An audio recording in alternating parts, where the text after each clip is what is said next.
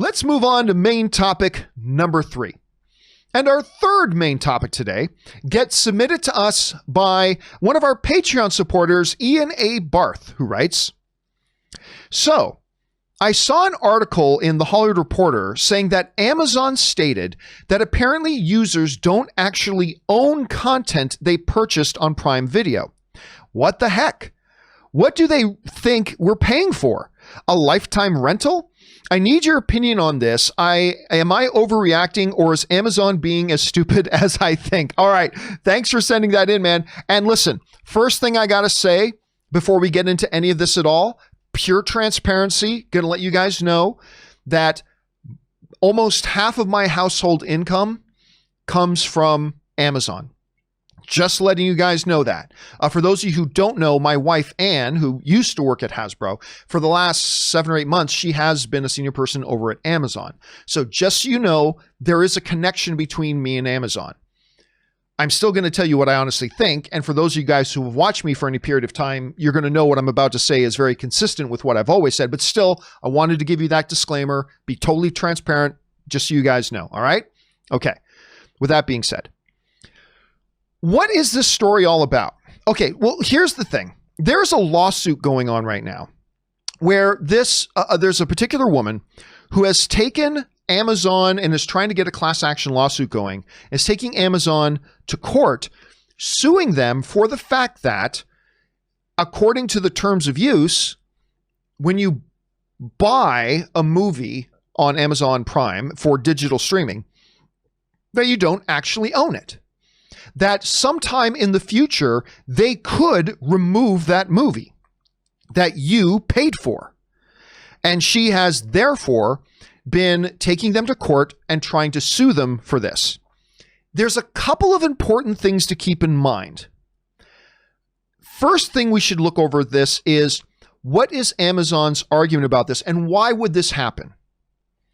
Amazon in the court filings kind of laid out why this could happen theoretically in the future, that you buy a movie on Amazon Prime and then sometime later it's gone. Here's what they had to say, okay? This is from Tech Radar.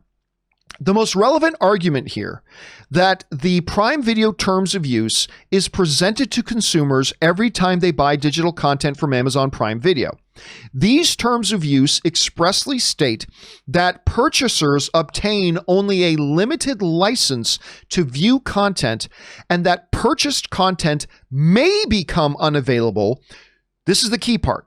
May become unavailable due to provider license restrictions or other reasons. Let's read that last part again. It may in the future become unavailable due to the provider license restrictions or other reasons. Now, this is key and important because what you really have to understand is that unless you are talking about a Amazon movie, for example, a movie on Amazon that is specifically an Amazon Prime production, right? Unless a movie that you're buying on Amazon Prime is specifically an Amazon Prime production, you are actually watching a movie that Amazon itself does not own, right? That's key here. That's what this statement is basically saying. So the long and the short of it is that when you go and watch, I don't know, let's take a movie from the last few years. Let's say Harley Quinn, the Harley Quinn movie, right? When you go and watch Harley Quinn and you decide to buy it on Amazon Prime, the key of this little statement is basically saying that Amazon doesn't actually own that movie. That movie actually belongs to Warner Brothers. Now, they have a license for it. They can do this and they can do that and all that sorts of good stuff. And that's wonderful. But at the end of the day, the movie doesn't belong to Amazon. And what Amazon is saying in this statement is that, listen, if for some reason, sometime down the line, Warner Brothers finds some legal means to revoke a license, there's nothing we can do.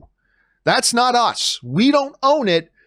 And therefore, there could be circumstances that are beyond our control in the future that maybe Warner Brothers pulls a license on that, or maybe Paramount pulls a license on it, or maybe Disney pulls a license, something along those lines, right?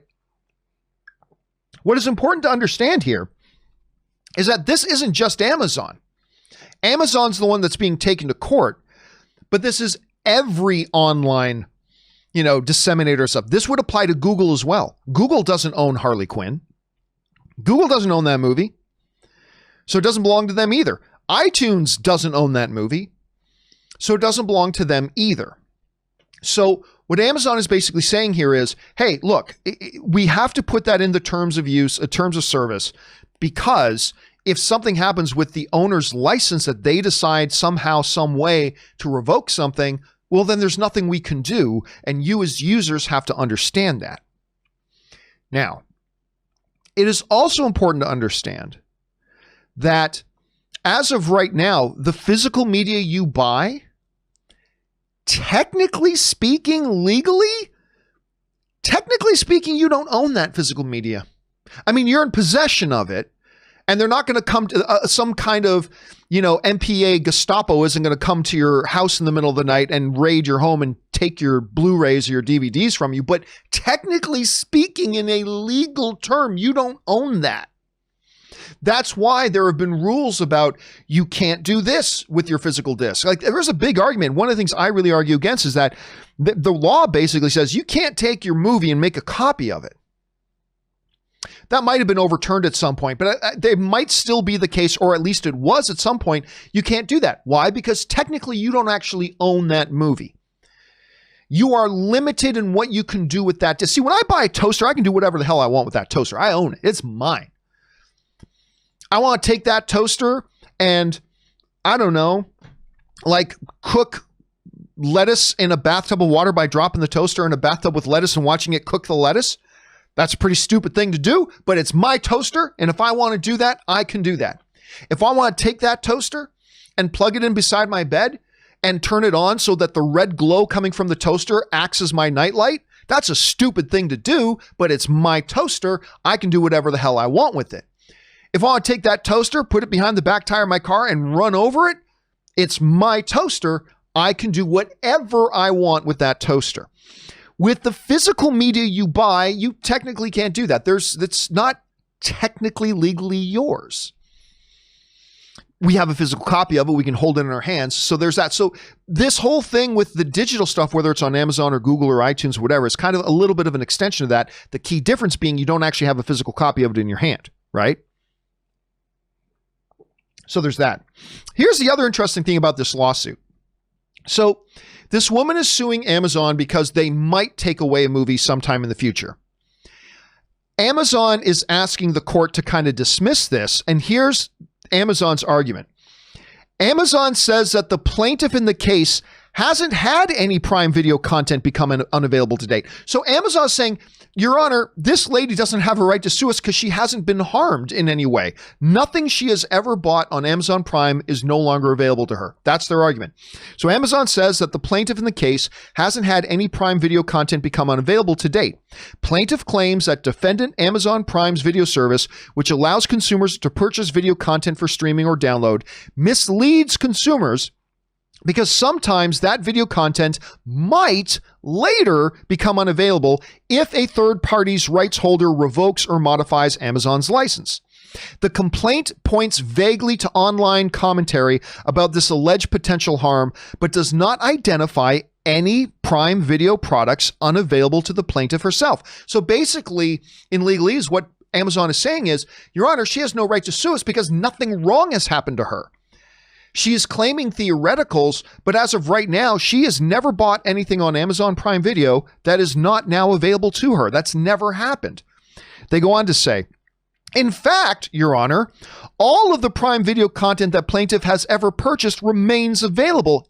And, Amazon says, the plaintiff has continued to buy content on Amazon Prime Video even after this complaint was filed, making 13 such purchases. So not only did this woman not lose any movies, after she sued them and started the lawsuit, she continued to buy movies for them. So like Amazon is basically saying, Your Honor, here's the thing. Number one, she hasn't suffered any loss at all because everything she's ever bought from us is still there and available. Number two, she obviously can't be all that concerned about it, Your Honor, because even after launching this lawsuit, we can see her account. She's bought 13 more movies since we started this thing. So this is a lawsuit that's probably going nowhere. But there's still something to talk about here that I think is important. Yes, this isn't just an Amazon thing. This is an online thing. This is everything. 2, this is not Amazon making a decision. Amazon just wanted to put in their terms of use so that you understood it may be taken out of their hands because Warner Brothers may find a way to revoke a license or Disney may find a way to revoke a license. If that's the case, there's nothing Amazon can do because Amazon doesn't own those movies. So that's the other thing.